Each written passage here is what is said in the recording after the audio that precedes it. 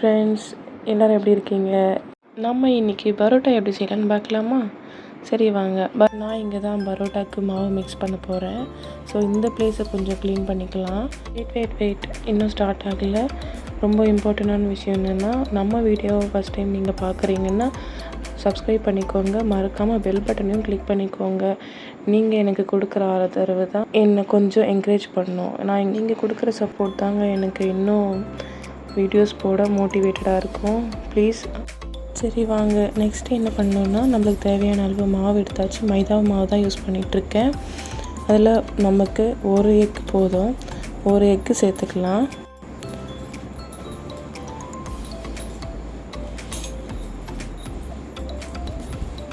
Next sugar, சர்க்கரை ஒரு spoon சேர்த்துக்கலாம்.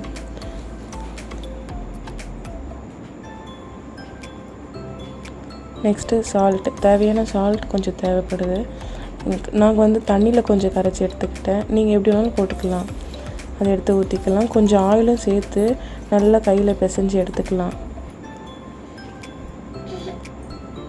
இடையில கொஞ்சம் தண்ணி விட்டு கொஞ்சம் பிசைஞ்சு எடுத்துக்கலாம்.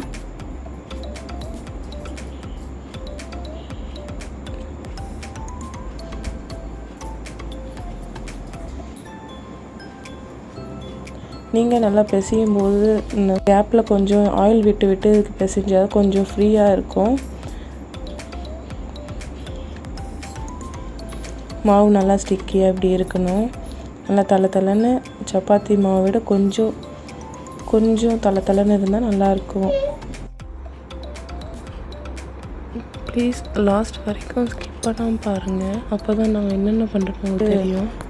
ஒரு பாத்திரத்தில் எடுத்து சேஞ்ச் பண்ணிவிட்டு மாவு எடுத்து வச்சுக்கலாம். எடுத்து வச்சுட்டு கவர் போட்டு நல்லா டைட்டாக மூடி வச்சிடலாம். இது வந்து 4 to 6 hours நல்லா சோக் ஆகணும்.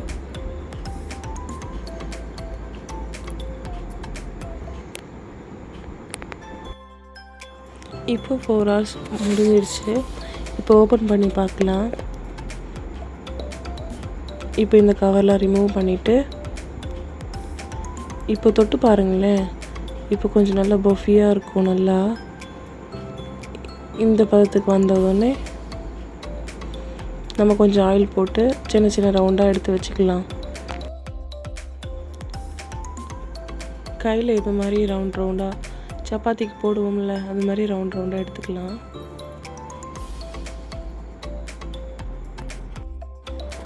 நல்லா சப்பாத்தி போடுற மாதிரி மெலிசாக பெருசாக நம்மளால் முடிஞ்ச அளவுக்கு நல்லா பெருசாக தேய்ச்சிட்டு அதை நல்லா ரோல் பண்ணி சுற்றி வச்சுக்கணும். இப்போ எப்படி பார்க்குறீங்கன்னா, ஃபஸ்ட்டு நான் எடுத்து வச்சாச்சு பாருங்கள்.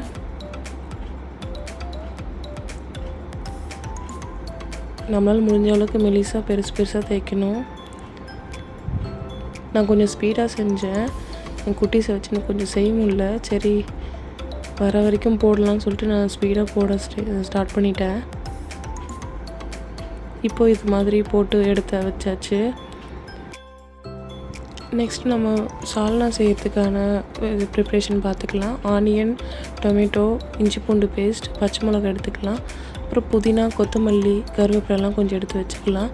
நெக்ஸ்ட்டு ஒரு பேனில் வந்து ஆயில் சேர்த்து கிராம்பு, பட்டை, இலை, லவங்கம் எல்லாத்தையும் சேர்த்து போட்டுக்கலாம்.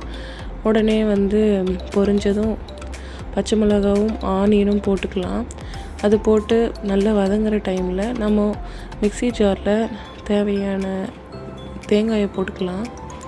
இது எதுக்காகனா, அதுக்கு தேவையான பேஸ்ட் செய்யறதுக்காக தான். கூடவே சோம்பு கொஞ்சம் போட்டுக்கலாம். அது கூட 4-5 முந்திரி போட்டுக்கோங்க. அது கூட கசகசா இருந்தாலும் சேர்த்துக்கோங்க. அது நான் போடலை, ஏன்னா எங்கள் வீட்டில் யாருக்கும் அது பிடிக்காது அந்த ஸ்மெல்லு.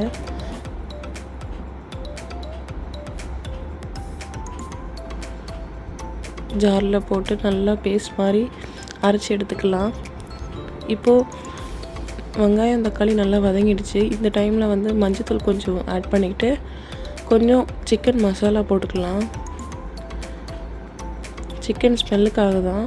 நெக்ஸ்ட் வந்து காஷ்மீரி மிளகாத்தூள் போட்டுக்கலாம். காஷ்மீரி மிளகாத்தூள் எதுக்குன்னா கலருக்காக. உப்பு கொஞ்சம் போட்டுட்டு நம்ம அரைச்சி வச்ச பேஸ்ட்டு கொஞ்சம் போட்டுடலாம்.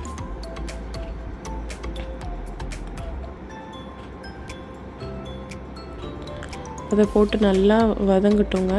வதங்கிட்டு நல்லா எண்ணெய் பிரிஞ்சு வர டைமில் நல்லா கிளறி விட்டுட்டு அதில் கொஞ்சம் தண்ணி ஊற்றிட்டலாம். அவ்வளோதாங்க. நம்மளுக்கு தேவையான அளவுக்கு தண்ணி ஊற்றிக்கலாம்.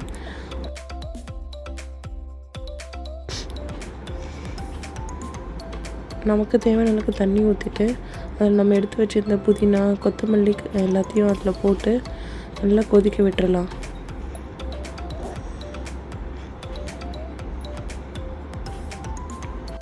அவ்வளோதாங்க. இதை நல்லா கொதிக்க விட்டுட்டு நம்மளுக்கு தேவையான ஒரு கிரேவி கன்சிஸ்டன்சியாக இல்லை வேறு ஏதாச்சும் தண்ணியாக வேணும்னாலும் உங்களுக்கு தேவையான பதத்தில் நிறுத்திக்கலாம். நம்ம எடுத்து வச்சுருந்த பரோட்டா மாவு இருக்குல்ல, அதை நல்லா தேய்ச்சிக்கலாம். ரொம்பலாம் வேணாம். அதை எடுத்து ஒரு 4 பக்கமாக ஒரு 4 டைம்ஸ் எடுத்து தேய்க்கிற மாதிரி இருந்தால் போதும். அது அப்புறம் தோசைக்கல்லில் எடுத்து போட்டாச்சு. நல்லா போட்டுட்டு நல்லா ஆயில் விட்டுக்கோங்க. நான் கம்மியாக தான் விட்டுருக்கேன். லைட்டாக போட்டு திருப்பி எடுத்தோன்னா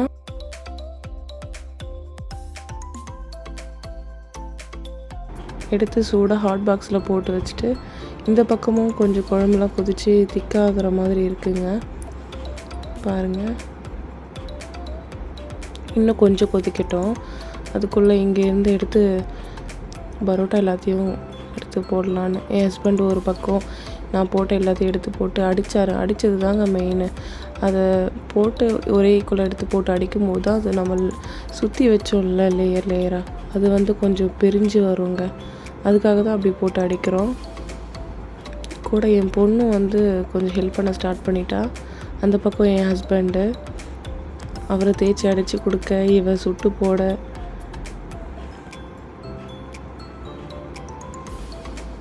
பார்த்திங்களா எப்படி வந்திருக்குன்னு.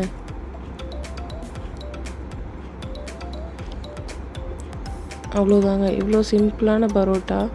இது கூட ப்ளைன் சால்னா வச்சு சாப்பிடும்போது அவ்வளோ டேஸ்டியாக இருந்துச்சு. உங்களுக்கும் பிடிச்சிருந்ததா? இதை பார்த்து உங்கள் வீட்டில் ட்ரை பண்ணிங்க. மறக்காமல் சப்ஸ்கிரைப் பண்ணிக்கோங்க. நெக்ஸ்ட் வீடியோவில் பார்க்கலாம். பாய்.